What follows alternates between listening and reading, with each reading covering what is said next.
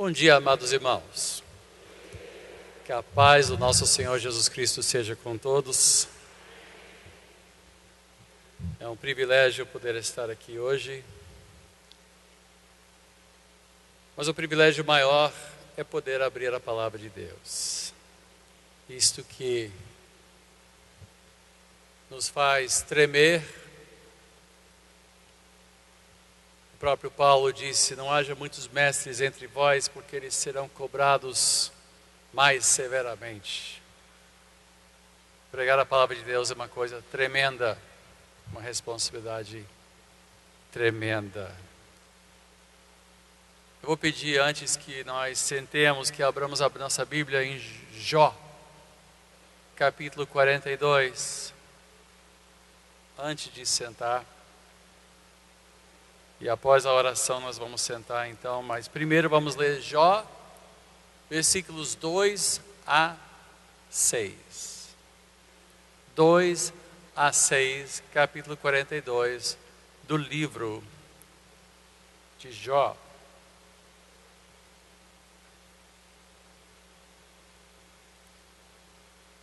Eu estou lendo na Nova Almeida Atualizada, que é muito próxima à Almeida Revista Atualizada, só que é um pouquinho mais moderno, fizeram um pouquinho, mas é quase igual. E excelente, tradução excelente. Jó disse: bem sei que tudo podes, e nenhum dos teus planos pode ser frustrado. Tu perguntaste: quem é este que sem conhecimento encobre os meus planos? Na verdade, falei do que eu não entendia, coisas que são maravilhosas demais para mim, coisas que eu não conhecia. Disseste: escute, porque eu vou falar. Farei perguntas e você me responderá. Eu te conhecia só de ouvir, mas agora os meus olhos te veem. Por isso, me abomino e me arrependo no pó e cinza. Amado Deus e Pai, esta manhã eu te peço ajuda para entregar o que creio ter recebido da tua boa mão. Que esta palavra seja de edificação, de correção, de encorajamento, mas acima de tudo, que esta palavra seja para glorificar o teu santo e precioso nome. E em teu nome eu oro. Amém e amém. Podemos sentar.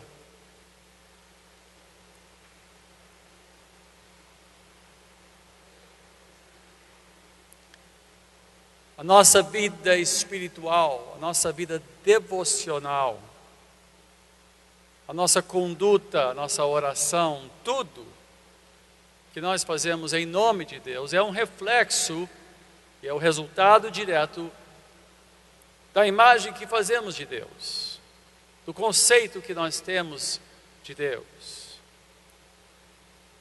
Se nós o compreendermos melhor, viveremos melhor, oraremos melhor, teremos um relacionamento mais sadio com o nosso próximo, teremos certamente um relacionamento mais próximo com Ele mesmo.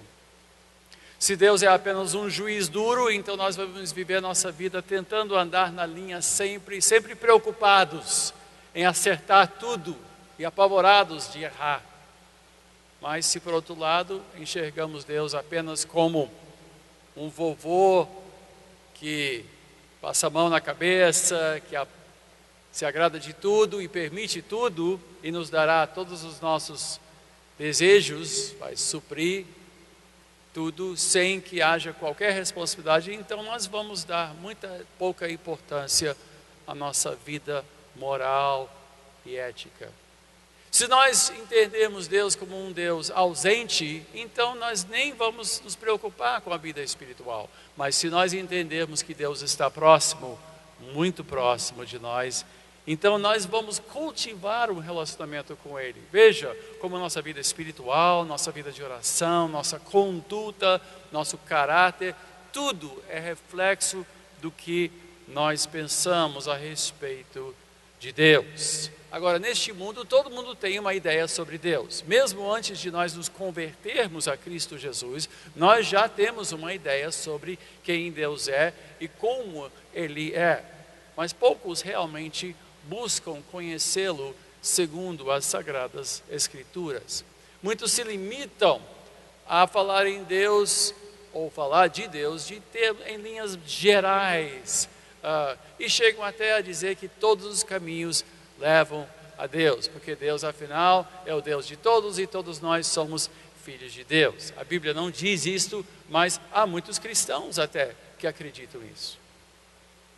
A história de Jó, obviamente, é a história de um grande sofrimento, de um homem piedoso que perdeu quase tudo, perdeu seus filhos, perdeu os seus bens, perdeu a sua saúde, perdeu a sua dignidade, se viu cheio de feridas e bolhas, sentado no pó e cercado de amigos que gastam o livro inteiro falando sobre quem Deus é e como Deus faz as coisas. Ou seja, o sofrimento de Jó levou a uma discussão não somente a respeito dele e da sua condição deplorável, mas principalmente o livro de Jó é um livro que se dedica a falar sobre quem Deus é. Este é o assunto de Jó.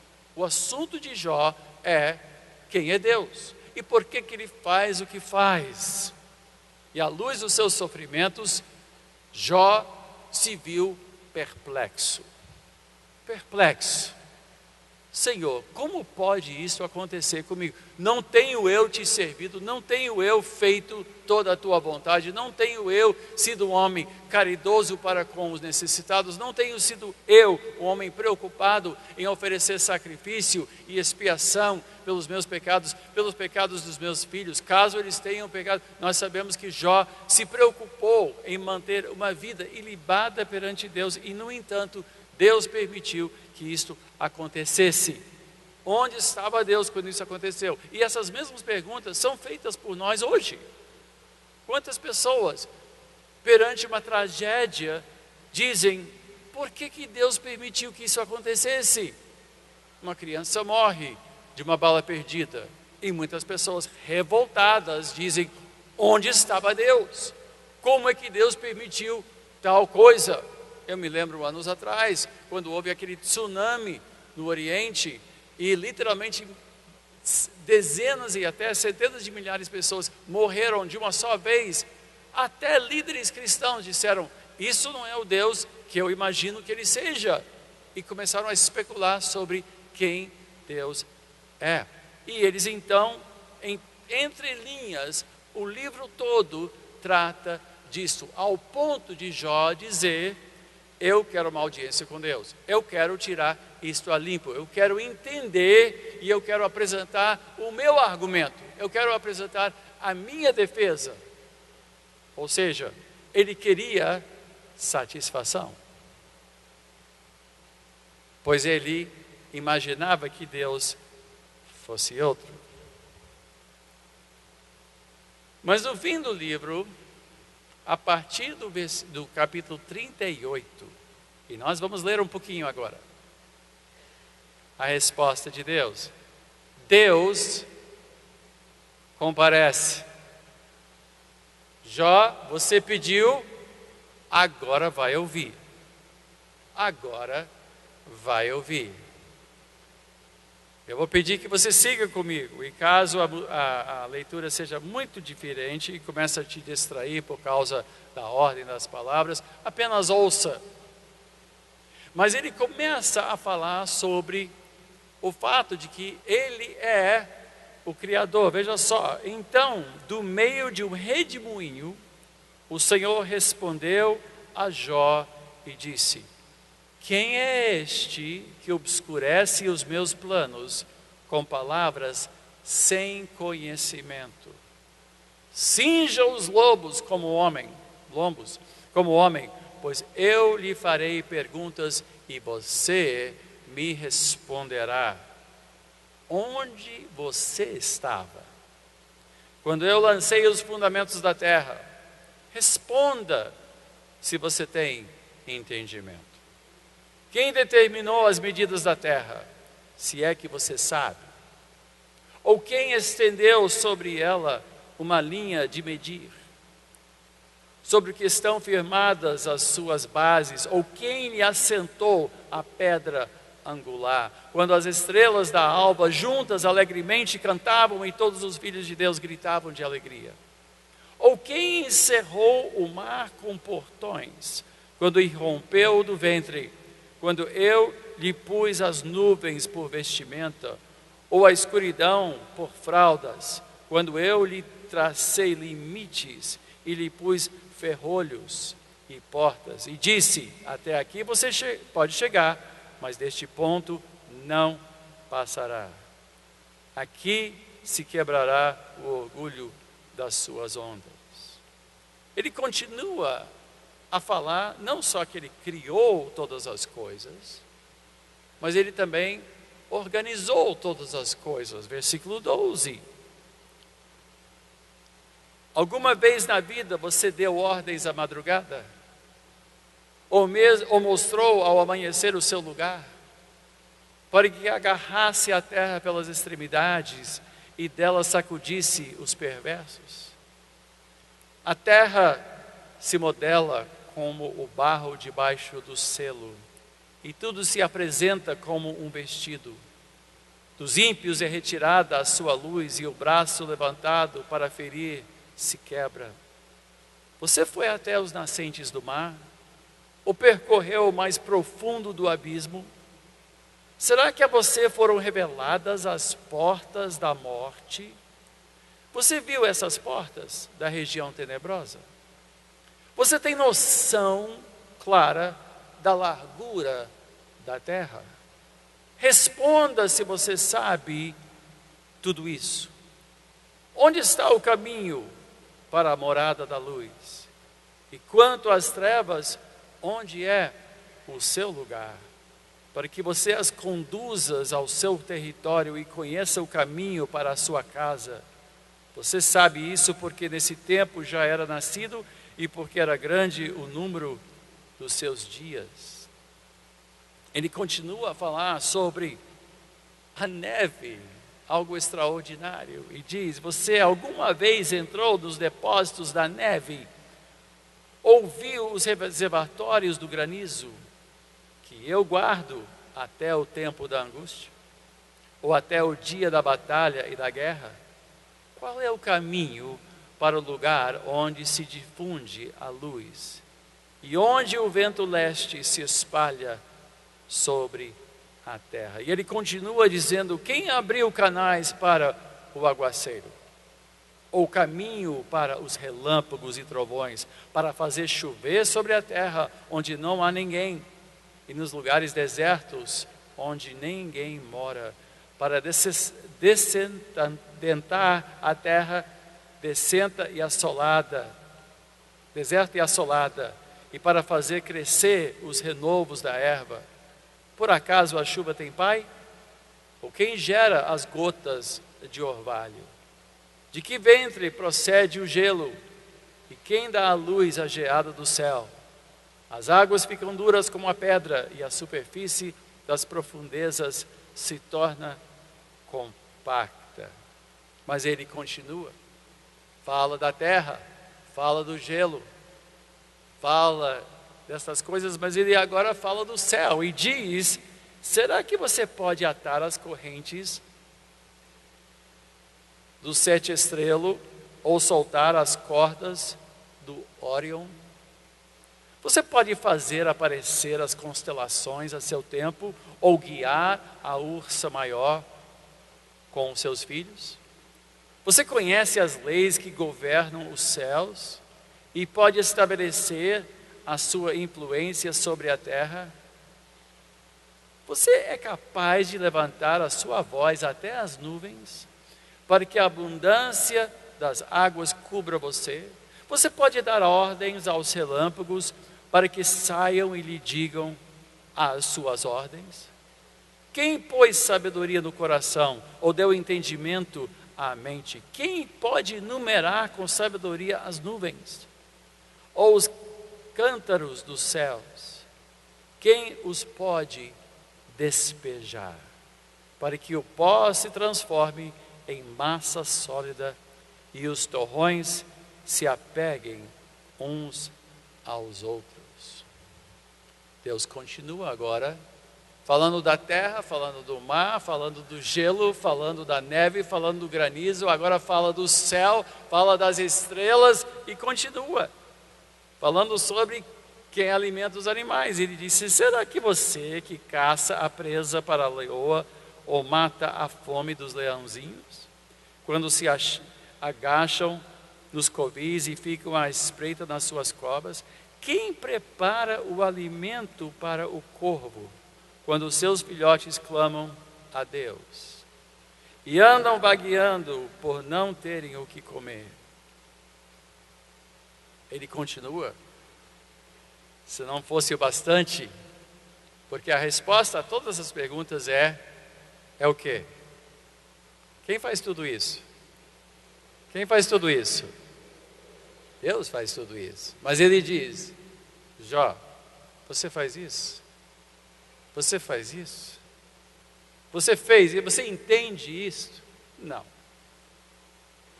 Ele continua. Você sabe o tempo em que as cabras monteses têm os filhos, ou cuidou das corças quando dão suas crias? Pode contar os meses que cumprem, ou sabe o tempo do seu parto? Elas se encurvam para terem seus filhos e lançam de si as suas dores. Seus filhos se tornam robustos, crescem no campo aberto, saem e nunca mais voltam para elas. Quem pôs em liberdade o jumento selvagem? Quem soltou as suas cordas? Eu lhe dei o deserto por casa e a terra salgada por morada. Ele se ri do túmulo da cidade, não ouve os gritos do guia. Os montes são o lugar do seu pasto, e anda à procura de tudo o que está verde. Será que o boi selvagem aceitará trabalhar para você? Será que ele passará a noite junto da sua manjedoura? Por acaso você consegue prendê-lo ao arado com cordas, ou irá ele atrás de você para desfazer os torrões nos campos do vale? Você vai confiar nele por causa da grande força que ele tem, ou deixará o seu trabalho por conta dele? Você acredita que ele trará para casa o que você semeou e o recolherá na sua eira? Avestruz bate alegre as asas, como se tivesse asas e plumagem de cegonha.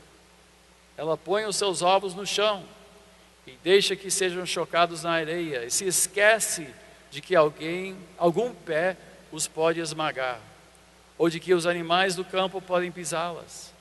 Trata com dureza seus filhos, como se não fossem seus. Embora seja em vão o seu trabalho, ela está tranquila, porque Deus lhe negou sabedoria e não lhe deu entendimento.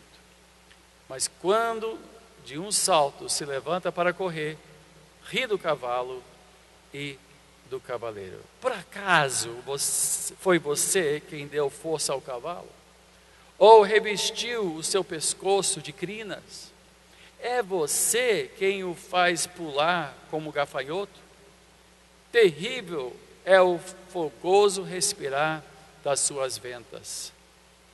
Escarva do vale, satisfeito com a sua força, e sai ao encontro dos inimigos. Zomba do medo e não se espanta, não recua por causa da espada. Sobre ele balança a aljava, cintila a lança e o dardo. Com ímpeto e fúria vai engolindo as distâncias e não se contém ao som do clarim. Cada toque do clarim ele diz: avante! Cheira de longe a batalha, o grito dos comandantes e o alarido de guerra.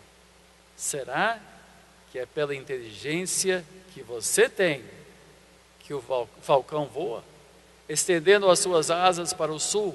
Ou é por uma ordem sua que a águia sobe e faz o seu ninho lá no alto? Ela mora no penhasco, onde faz a sua morada, no alto do penhasco, em lugar seguro. Dali descobre a presa, seus olhos a avistam de longe, seus filhotes chupam sangue onde há mortos. Ali ela está. Veja só. Nós sabemos em Hebreus 11, segundo o autor de Hebreus, ele diz que pela fé nós sabemos que Deus do nada criou tudo que há.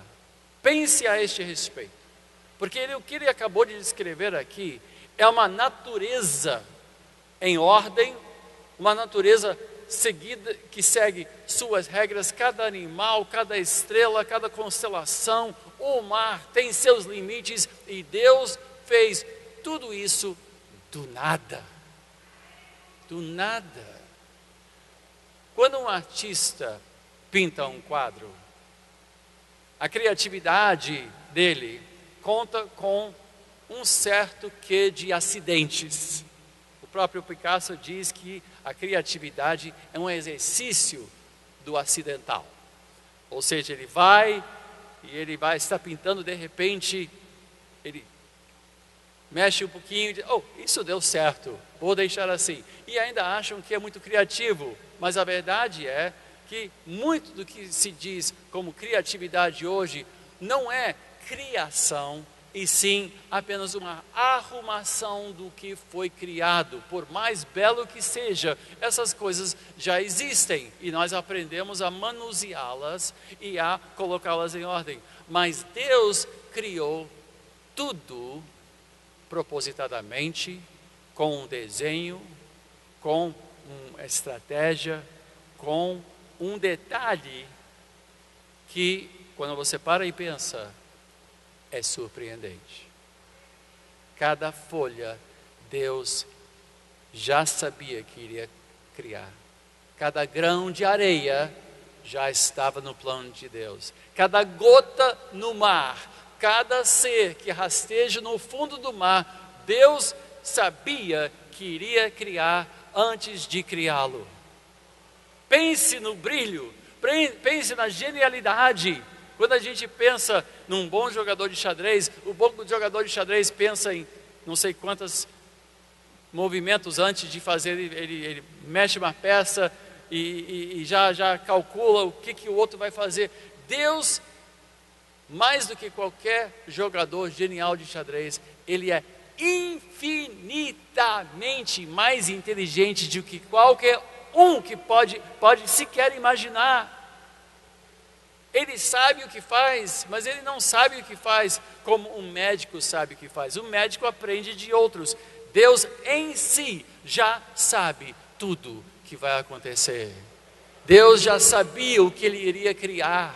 Ele já planejou cada peixe, cada avestruz. Que ele disse para Jó, é um tolinho, mas ele corre mais que o cavalo. Ele é tão tolo que ele põe o ovo e vai embora, abandona, nem se preocupa. E no entanto, ele também expressa a glória de Deus. Ele também mostra a excelência, a criatividade, a perfeição de Deus. Cada estrela, Deus conhece pelo nome.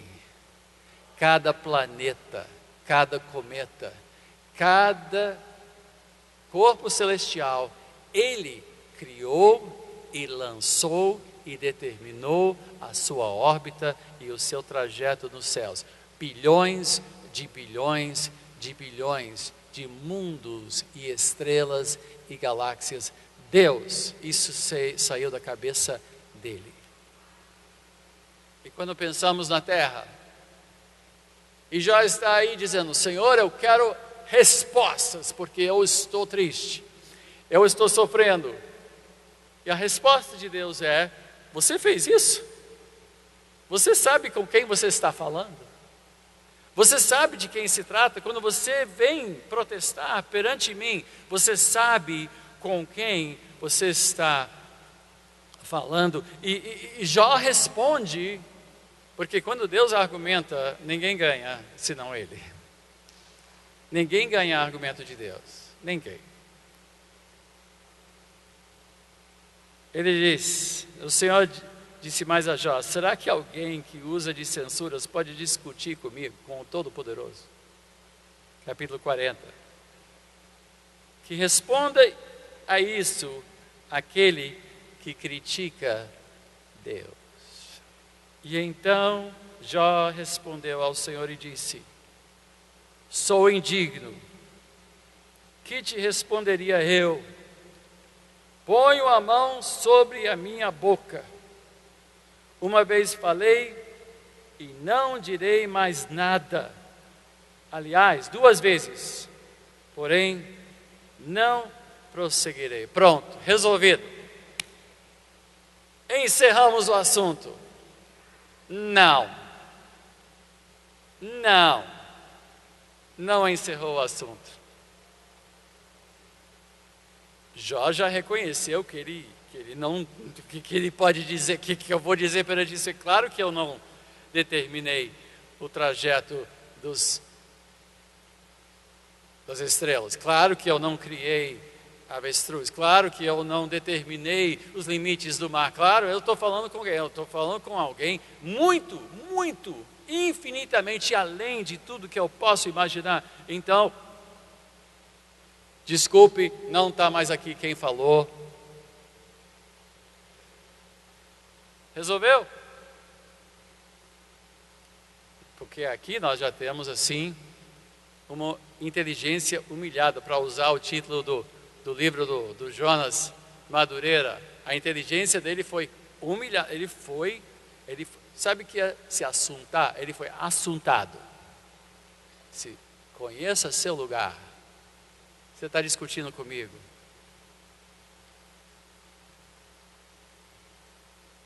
Foi sua resposta. A resposta que nós temos, inclusive em Salmo 8, que lemos hoje. Não é?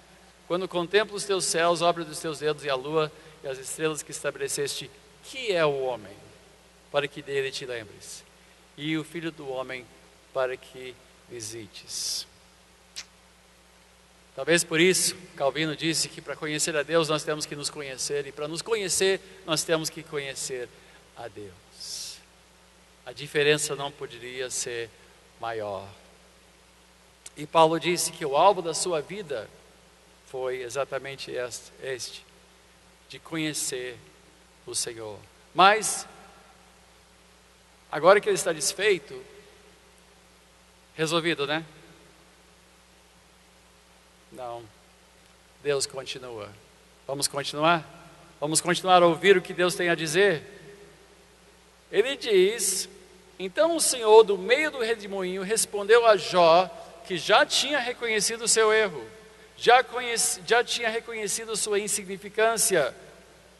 Mas ele continua: cinja os lombos como um homem, pois eu lhe farei perguntas e você me responderá. Não acabou a lição, não.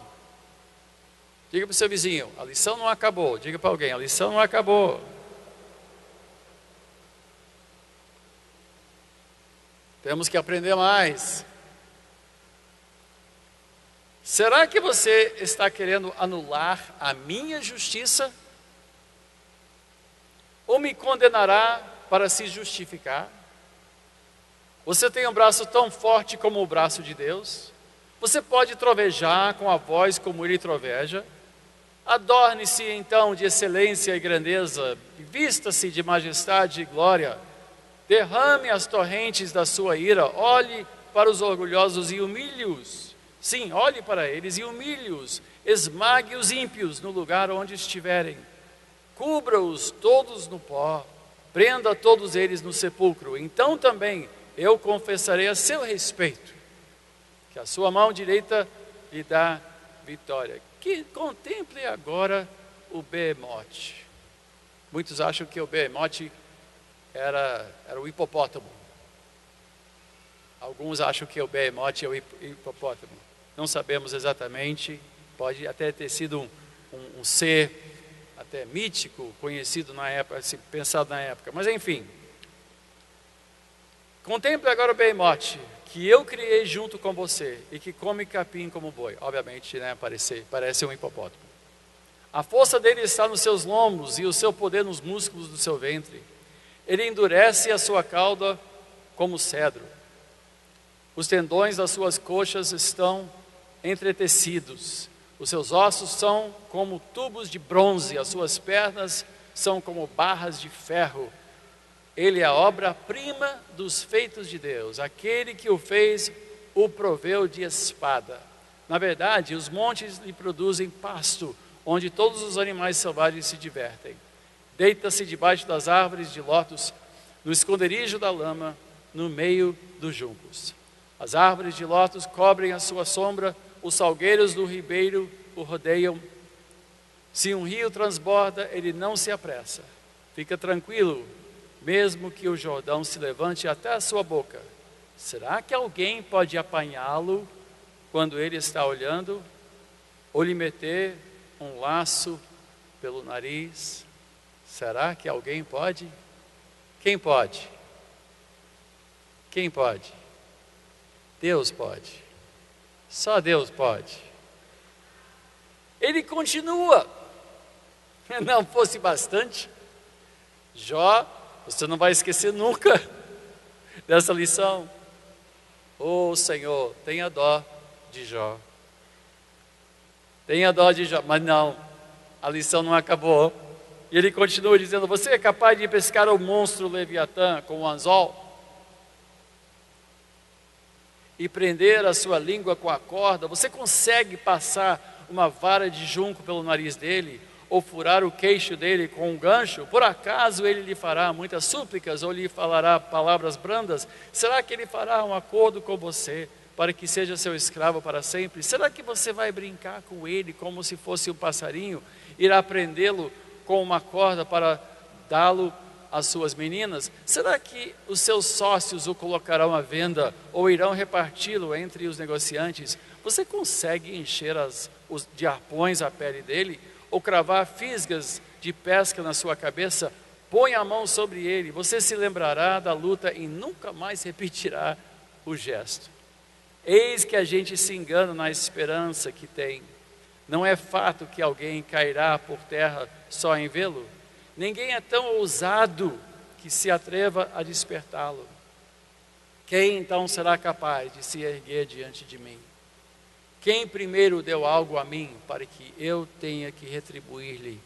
Pois o que está debaixo de todos os céus é meu. É meu. Não me calarei a respeito das pernas do Leviatã, nem da sua grande força, nem da graça da sua compostura. Quem poderá tirar a capa do seu dorso, ou lhe penetrará a dupla couraça? Quem abriria as portas da sua boca? Pois em roda dos seus dentes está o terror. As fileiras das suas escamas são o seu orgulho, cada uma bem encostada, como por um selo que as ajusta. Tal ponto uma se junta à outra, e entre elas não passa nem o ar. Elas se ligam umas às outras, aderem entre si e não podem ser separadas. Cada um dos seus espirros faz resplandecer a luz, e os seus olhos são como os raios do amanhecer. Da sua boca saem tochas, faíscas de fogo saltam dela. Das suas narinas procede fumaça, como de uma panela fervente sobre os juncos em chama. O sopro dele acende o carvão, da sua boca saem chamas. No seu pescoço reside a força, e diante dele salta o desespero. Suas partes carnudas são bem apegadas entre si, todas fundidas nele e imóveis. O coração dele é duro como a pedra, firme como a pedra inferior de um moinho. Quando ele se levanta, os valentes tremem. Quando ele irrompe, ficam como que fora de si. Se o golpe de espada o alcança, isso não tem efeito algum. E o mesmo vale para a lança, o dardo e a flecha. Para ele o ferro é como palha, e o cobre como pau podre. As flechas não o fazem fugir. Para ele as pedras das fundas se transformam em palha. Os porretes são para ele como talos de capim. Quando agitam a lança, ele dá risada. Debaixo do ventre ele tem escamas pontiagudas, arrasta-se sobre a lama como um instrumento de debulhar, leva as profundezas a ferver como panela, torna o mar como caldeira de unguento, deixa atrás de si um sulco luminoso, como se o abismo tivesse uma cabeleira branca. Na terra não há ninguém como ele, pois foi feito para nunca ter medo. O Leviatã olha com desprezo tudo o que é alto, é rei sobre todos os orgulhosos. Então Jó respondeu. Por que eu li tudo isso? Primeiro porque Deus falou. Importa ouvir Deus falar. Deus teve o cuidado de descrever os monstros marinhos, teve o cuidado de escrever tudo que ele fez, nem tudo, mas o bastante, para Jó entender com quem ele estava falando. Então Jó respondeu ao Senhor e disse: bem sei que tudo podes, e nenhum dos teus planos pode ser frustrado. Tu perguntaste, quem é este que sem conhecimento encobre os meus planos? Na verdade, falei do que eu não entendia. Coisas que são maravilhosas demais para mim, coisas que eu não conhecia. Disseste, escuta porque eu vou falar. Farei perguntas e você me responderá. Eu te conhecia de ouvir, mas agora os meus olhos te veem. Por isso me abomino e me arrependo no pó e na cinza.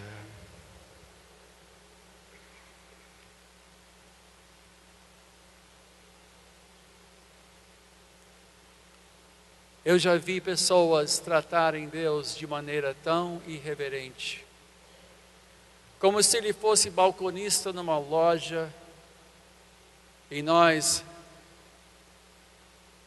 demandamos dele, requeremos dele coisas, sem nos aproximar com reverência.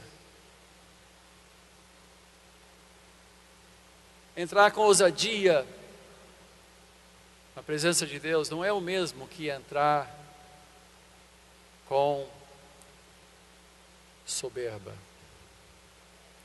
O que Deus fez com Jó? Depois de deixá-lo sofrer, e Deus deixou que ele sofresse. Deixou sim. O diabo veio e pediu por ele. E Deus disse, Jó será fiel. E ele foi fiel. Mas ele também foi um ser humano como nós. E quando ele sofreu, em vez de dizer, por que eu estou sofrendo, ele perguntou, por que Deus deixou isso acontecer? Ele olhou para Deus, ele se voltou para Deus, ele questionou a Deus e ele disse, se Deus ouvir, se ele ouvir o meu caso, se eu puder apresentar perante ele o meu argumento, certamente ele não deixaria isso acontecer. Certamente isso está acontecendo de alguma maneira longe dos olhos de Deus, mas se eu tiver uma audiência perante o Senhor, certamente, como justo juiz, ele me ouviria. E quando Deus comparece, a audiência já estava correndo. Ele ouviu tudo que Jó tinha dito, ele ouviu tudo que os amigos de Jó tinham dito, ele ouviu a esposa de Jó que falou para ele, amaldiçoe a Deus e morra logo. Pois a única coisa que ele não tirou de Jó foi sua esposa. E ela ficou só para cobrar dele. Aí, homem, está sofrendo? Está sofrendo? Então morra logo. Que esposa que ele deixou, né? Acho que foi o maior de todos os sofrimentos, foi deixar ela para trás.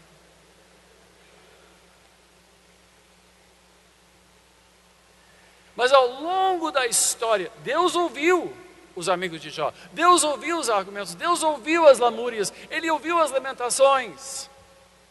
Mas Jó disse, eu quero apresentar meu caso. E quando Deus vem, quando Deus se fez presente, Ele então faz essas perguntas. E eu fiz questão de ler todas, porque é uma resposta surpreendente. Ele não só disse, eu sou o Senhor, calma, tranquilo. Não. E não foi só, você sabe com quem está falando? Ele falou para Jó com quem ele estava falando. Ele descreveu o seu poder, ele descreveu a sua grandeza, ele descreveu a sua perfeição, ele descreveu a sua genialidade, ele descreveu a sua soberania, ao ponto de Jó finalmente ser desfeito e no pó ele disse, eu abomino a mim mesmo. Eu entendo agora que eu não sou nada.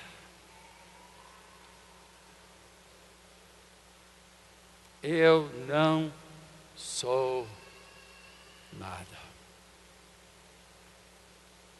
Quando eu me apresento perante Deus, eu não estou de colarinho. O título é nada. Quando eu me apresento perante Deus, eu não cito os anos de ministério ou as realizações. Eu louvo a Deus por elas, por cada ano, por cada realização. Mas eu tenho que entender que quando eu me apresento perante Deus, eu estou falando com alguém tão infinitamente maior, que eu não tenho nem como me comparar a Ele. Ele é infinitamente mais, extraordinariamente mais. E eu tenho que reverenciá-lo e temê-lo.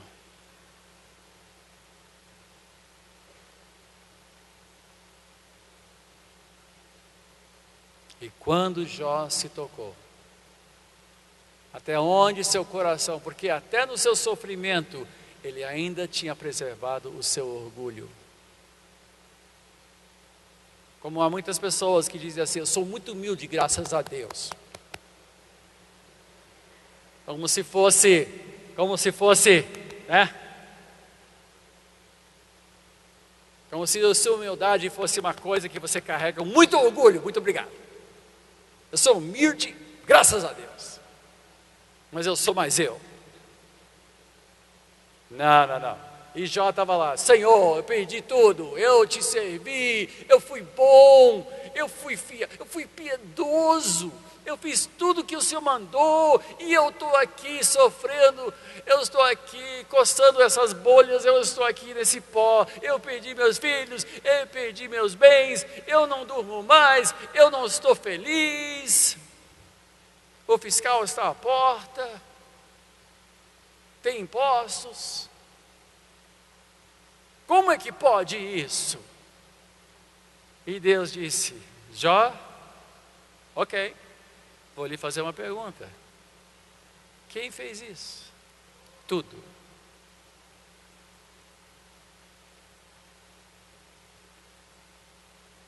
E então Jó disse,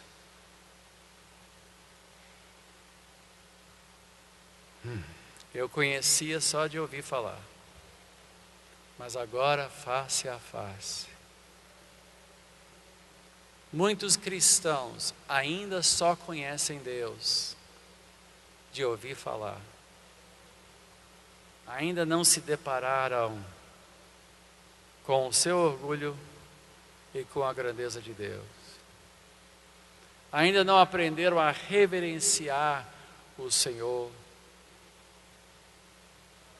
Mas importa que nós conheçamos a Deus. É fundamental que conheçamos a Deus. Paulo fez isso motivo de oração aos Efésios. Ele falou em Efésios 3, não precisa abrir, ele disse: por esta razão eu me ponho de joelhos diante do Pai, de quem toda a família nos céus e na terra recebe o nome. Peço a Deus que, segundo a riqueza da sua glória, conceda a vocês que sejam fortalecidos com poder mediante o seu Espírito no íntimo de cada um, e assim, pela fé, que Cristo habite no coração de vocês, estando vocês enraizados e alicerçados em amor. Isto para que, com todos os santos, vocês possam compreender qual é a largura, o comprimento, a altura e a profundidade, e conhecer o amor de Cristo, que excede todo entendimento, para que vocês fiquem cheios de toda a plenitude de Deus. E ele termina dizendo: ora, aquele que é poderoso para fazer infinitamente mais do que tudo que pedimos ou pensamos, conforme o seu poder que opera em nós, a ele seja a glória na igreja e em Cristo por todas as gerações, para todos sempre. Amém. O verdadeiro conhecimento de Deus, leva a três coisas que eu vou mencionar. Leva a muitas outras, mas três coisas que eu quero frisar hoje. Primeiro, um arrependimento humilde. O Evangelho não é uma boa oferta que nós aceitamos como bons clientes. Ah, gostei desse Evangelho, acho que eu vou seguir Cristo. Está aí, topei. Gostei dessa igreja, gostei desse pastor, gostei dessa mensagem. Eu acho que eu vou ser crente por um tempo. Eu acho que eu vou seguir esse caminho. Não. Quando nós conhecemos Deus, assim como Pedro, que voltou da pesca milagrosa, ele se jogou na areia perante Cristo e disse: afaste-se de mim, eu sou um homem impuro. Ou quando Isaías estava no templo e viu a glória de Deus encher os santos dos santos, ele disse: Senhor, eu vou morrer porque eu sou homem de lábios impuros e vivo entre homens de lábios impuros. Quando João no Apocalipse viu a glória de Deus, ele caiu como um homem morto. Quando nós conhecemos Deus, nossa oração muda. Nós não ficamos exigindo certas coisas de Deus. Agora eu vou tomar posse, agora eu vou determinar. Eu não determino nada. Diga para o seu vizinho: você não determina nada. Nada. Tomar posse? Não, agora é meu. Eu nasci para ser cabeça e não cauda. Eu sou filho do rei. Opa! Jó disse: eu me abomino. Agora eu entendo. Paulo chegou a dizer: eu sou rei dos pecadores. Ele não se contentava em ser só mais um pecador. Ele tinha realmente mania de grandeza, porque queria ser rei dos pecadores. Mas é problemas do Paulo, né? Um psiquiatra, um psicólogo vai explicar Paulo depois. Mas ele estava dizendo: eu sou o pior dos piores, eu sou ruim. Eu realmente não mereço, eu não sou nada perante ti. E até a gente entender isso, nós não entendemos Deus. E não vamos crescer. A segunda coisa, eu não tenho muito tempo para falar sobre isso, o tempo está acabando, é que nós temos que entender que nosso Deus é tão maior do que a gente imagina. O filho de um homem rico não pede apenas um pedaço de pão para o seu pai, porque ele sabe que seu pai é capaz de muito mais. Se nós orarmos para um Deus pequeno, nossas orações serão pequenas. Mas se nós entendemos o tamanho de Deus, nossas orações serão mais ousadas. Deus pode mudar essa nação? Pode. Deus pode avivar a sua igreja? Pode. Deus pode curar câncer e AIDS? Pode. Deus pode libertar. Deus pode resgatar seu filho do mundo? Pode sim. Nada é impossível para o nosso Deus. O mesmo Deus que definiu os limites do mar, que colocou as estrelas nas suas órbitas, o mesmo Deus que domina o Leviatã e o Behemote, o mesmo Deus que criou tudo que há, até o último detalhe, sabe exatamente como resolver o que seja. Não há problema grande demais, não há problema crônico demais, não há situação complicada demais. Deus é maior. E quando eu entendo isso, quando eu me perante Ele, humildemente entendendo que eu não sou nada, eu também sei que eu posso pedir, pois Paulo disse, nem olhos viram, nem ouvidos ouviram, nem jamais penetrou em coração humano o que Deus tem preparado para aqueles que o amam. Deus ainda vai nos surpreender muito. Deus vai te surpreender. Diga para o seu vizinho, Deus vai te surpreender muito.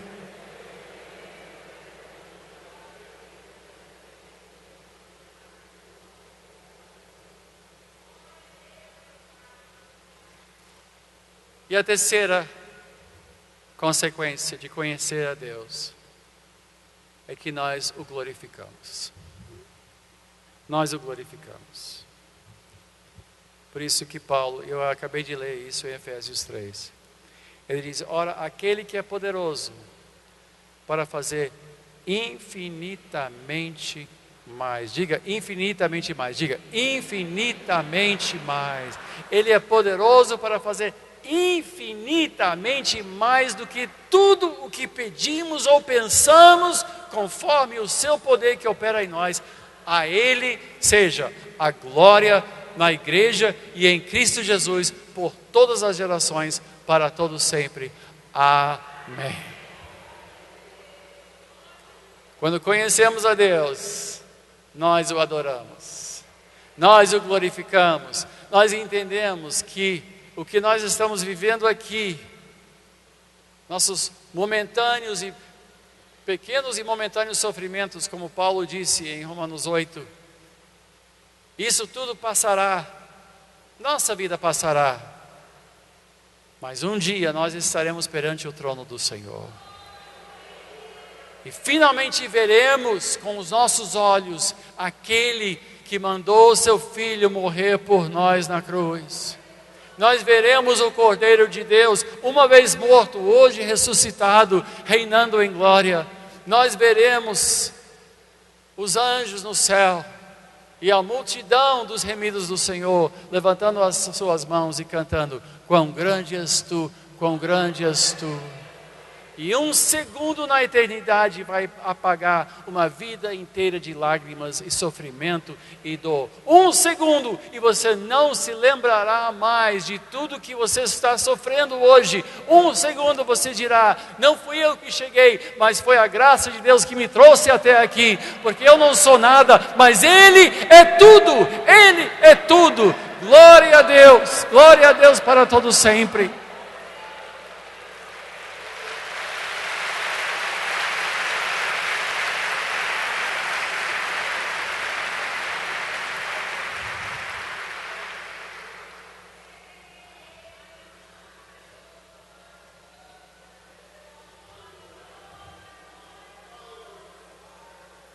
E hoje eu me lembro disso porque eu li o argumento dele. Quem és tu? Quem és tu? Mas ao fazer essa pergunta, o que ele estava realmente dizendo é, veja quem eu sou. Porque quando ele perguntou, quem fez essas coisas? Ou quem pode fazer essas coisas? A resposta é, Ele pode. Ele fez, Ele criou, Ele determinou, Ele realizará tudo que Ele teve propósito de fazer. Nada poderá impedir os seus propósitos em nossas vidas. Nada pode resistir o poder de Deus. Nada pode resistir a sua palavra. Nada pode impedi-lo de cumprir tudo que Ele prometeu neste livro. Nada, nada, nada. O homem perante Ele não é nada, é pó. É relva, é grama, pisado pelos outros, pisado pelos homens. Nós somos pequenos, mas Deus não tem mais tamanho. Ele é infinitamente mais, Ele é eternamente mais. Ele é eternamente mais poderoso, mais sábio e mais capaz. A Ele seja toda a honra e glória. Vamos curvar as nossas cabeças. Amado Deus e Pai, Nós bendizemos o teu santo e precioso nome. Te agradecemos, Senhor, por esta data, sim, é um marco. Te agradecemos, Senhor, pelo teu servo, levantado por ti, para fazer esta obra, e capacitado por ti, para fazer esta obra. Obrigado, Senhor, pela vida do Bispo Rubem, e por todos aqueles que tens batalhado ao seu lado. Obrigado, Senhor, por aqueles que foram levantados aqui, que continuam a fazer essa obra em congregações ao redor da cidade e também além da cidade, pelo país. Obrigado, Senhor, pelo fruto desse ministério, Senhor, mas nós sabemos que de Ti vem tanto o querer como o realizar, e nós Te bendizemos, nós Te agradecemos, nós Te louvamos neste dia, e pela Tua palavra, que é lâmpada para os nossos pés, luz para o nosso caminho. Senhor, obrigado. E que todos digam amém e amém. Que Deus os abençoe.